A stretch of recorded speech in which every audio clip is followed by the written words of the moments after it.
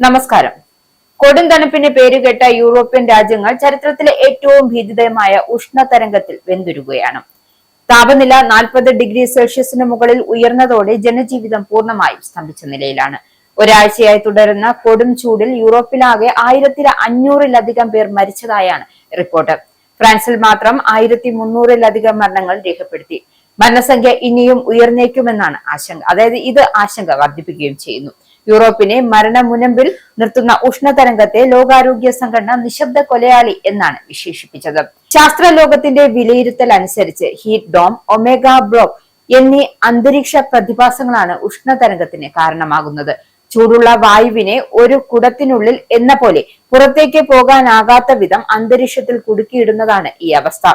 ഇത് വായു ഉയരുന്നതും തണുക്കുന്നതും തടയുകയും മേഘരൂപീകരണം ഇല്ലാതാക്കി ചൂട് ക്രമാതീതമായി വർദ്ധിപ്പിക്കുകയും ചെയ്യുന്നു.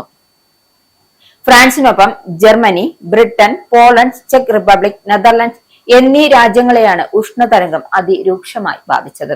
ഇതിനു പുറമെ സ്പെയിൻ, ഇറ്റലി, ഗ്രീസ്, പോർച്ചുഗൽ തുടങ്ങിയ രാജ്യങ്ങൾ ശക്തമായ കാട്ടുതീ ഭീഷണിയിലുമാണ്.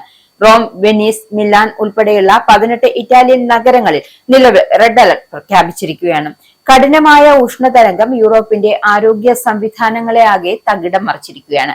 പാരീസ്, റോം, വെനീസ്, മിലാൻ എന്നിവിടങ്ങളിലെ ആശുപത്രി എമർജൻസി വിഭാഗങ്ങളിലെത്തുന്ന രോഗികളുടെ എണ്ണത്തിൽ 1/3 വർധനവാണ് ഉണ്ടായത്. 65 വയസ്സിന് മുകളിൽ പ്രായമായവരും കെയർ ഹോമുകളിൽ കഴിയുന്നവരുമാണ് ഉഷ്ണതരംഗത്തിന്റെ പ്രധാന ഇരകളാകുന്നത്. യൂറോപ്പിലെ പ്രധാന നദികളായ ഡാന്യൂബും പോം നദിയും വറ്റിവരണ്ടു. കടുത്ത ചൂടിൽ നിന്നും ആശ്വാസം തേടി നദികളിലും തടാകങ്ങളിലും നീന്താൻ ഇറങ്ങിയവരാണ് ആദ്യഘട്ടത്തിൽ മരിച്ചത്. പ്രതിസന്ധി രൂക്ഷമായതോടെ ഫ്രാൻസിൽ സ്കൂളുകളും വിനോദസഞ്ചാര കേന്ദ്രങ്ങളും താൽക്കാലികമായി അടച്ചുപൂട്ടി. കനത്ത ചൂട് മനുഷ്യരെ മാത്രമല്ല, യൂറോപ്പിന്റെ അത്യാധുനിക അടിസ്ഥാന സൗകര്യങ്ങളെയും തകർത്തെറിയുകയാണ്. ജർമ്മനിയിലെ പ്രശസ്തമായ ഓട്ടോബാൻ ഹൈവേയിൽ കോൺക്രീറ്റ് പാളികൾ ചൂടിൽ വിണ്ടുകീറി. തുടർന്ന് റോഡുകൾ അടച്ചിടേണ്ടതായി വന്നു. റെയിൽവേ ട്രാക്കുകൾ വളയുകയും ട്രെയിൻ സർവീസുകൾ വ്യാപകമായി റദ്ദാക്കുകയും ചെയ്തു. ഫ്രാൻസിൽ കടുത്ത ചൂടിന് പിന്നാലെയുണ്ടായ കൊടുങ്കാറ്റിൽ ഇടിമിന്നലിലും 36,000-ഓളം വീടുകൾ വൈദ്യുതി വിതരണം പൂർണ്ണമായും തടസ്സപ്പെട്ടു.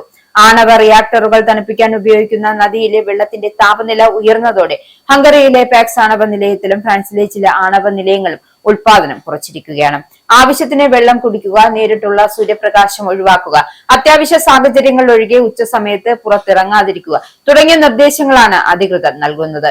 വരും ദിവസങ്ങളിൽ പടിഞ്ഞാറൻ യൂറോപ്യൻ രാജ്യങ്ങൾ ഇടിമിന്നലോട് കൂടിയ മഴ പെയ്യുമെന്നും ചൂടിന് അല്പം ശമനം ഉണ്ടാകുമെന്നുമാണ് പ്രവചനം. ഈ ഉഷ്ണതരംഗം ഇപ്പോൾ മധ്യ യൂറോപ്പിലേക്ക് വ്യാപിക്കുന്നത് പുതിയ ആശങ്കകൾക്ക് കാരണമാകുന്നുണ്ട്.